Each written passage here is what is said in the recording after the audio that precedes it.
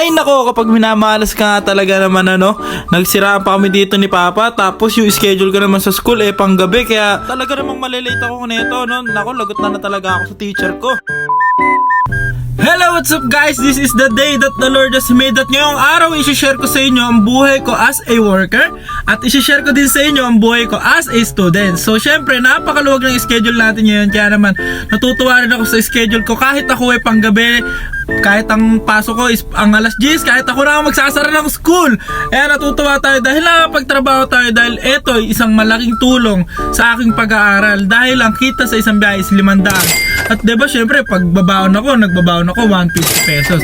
So napakalaking bagay nito na makapag-ipon ako habang nag-aaral, at the same time talagang makakapag-ipon pa ako sa mga bagay na gusto ko ring mabili So samahan nyo ako sa araw na to at good luck sa atin.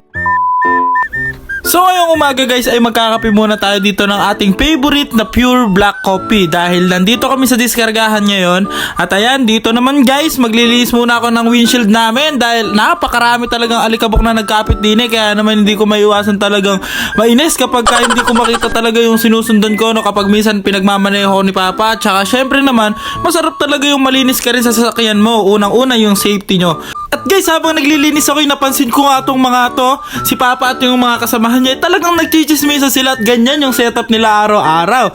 Kaya naniniwala akong mas chismosa pa tong mga lalaki to. At guys, ngayon ay magdidiskarga naman tayo para naman matapos na itong ating unang biyahe at makapagkarga na tayo ng ating pangalawang biyahe. Fast forward guys, yari na tayo sa ating pagdidiskarga at ganun lang kabilis yung pagdidiskarga natin. Kaya naman pupunta na tayo sa kargahan para naman pumila para sa ating pangalawang biyahe. At guys, ganito lang yung setup namin ni Papa kapag siya nagda-drive. Ako naman siya pampahinante, nakaupo, nag-aircon, nakikipagkwentuhan sa kanya. At lahat ng chismis naming dalawa ay nasasagap talaga naming dalawa dito At dito guys, mukhang madidili talaga tong biyahe ko dahil nagpagawa pa kaming gulong at mukhang hindi na ako abot sa pangalawang biyahe. Kaya naman siguro, tatawagan ko na lang mamaya si Sander kapag siya na yung babiyahe. Hello guys, ngayon nandito tayo sa gawaan. Nagpapagawa tayo ng ating gulong, and syempre ngayon ding araw ay sumahod na rin ako. So ito yung sahod ko sa 5 biyahe ko. Tingnan nyo naman, ito yung hirap at yan yung resulta ng pagpapagod natin. Kahit marumi yung kamay, malinis naman yung paraan natin ng pagkita ng pera, di ba?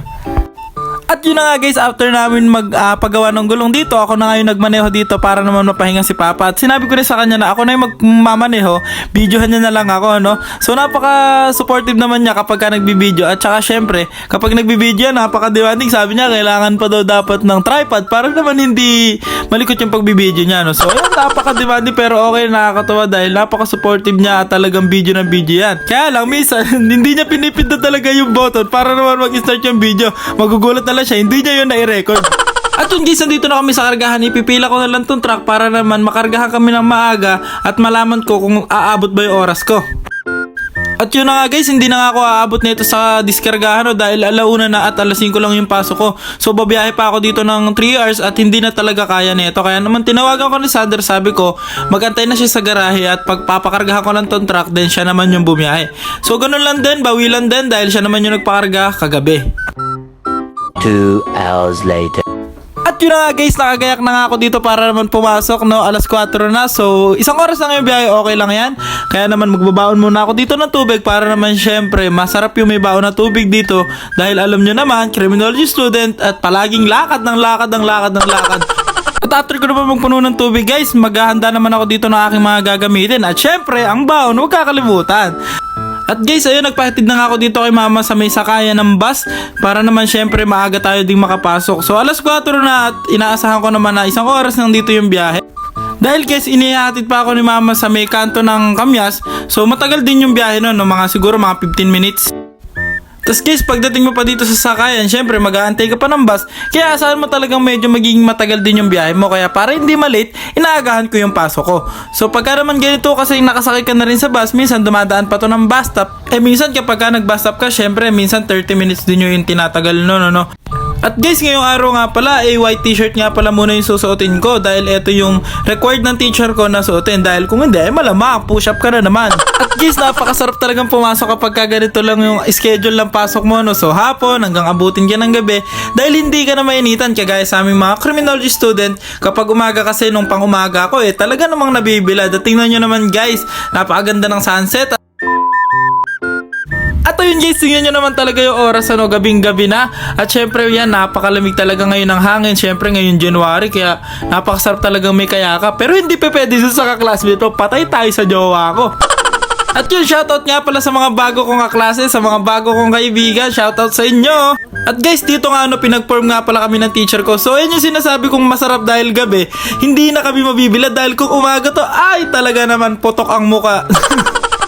At guys, yun, last subject na namin. At dito guys, dito mo malalaman kung gaano na napakahalaga para sa aming college student ang pag-attendance. Tulog. Ay, ayo. 7 na ako ba? Ayusin ko pa kasi ano.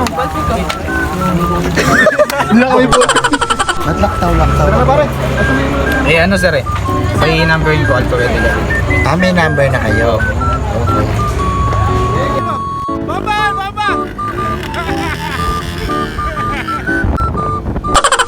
At yun guys, uwi na namin. Salamat sa inyong oras, salamat sa inyong panonood at lahat kayo mag-iingat!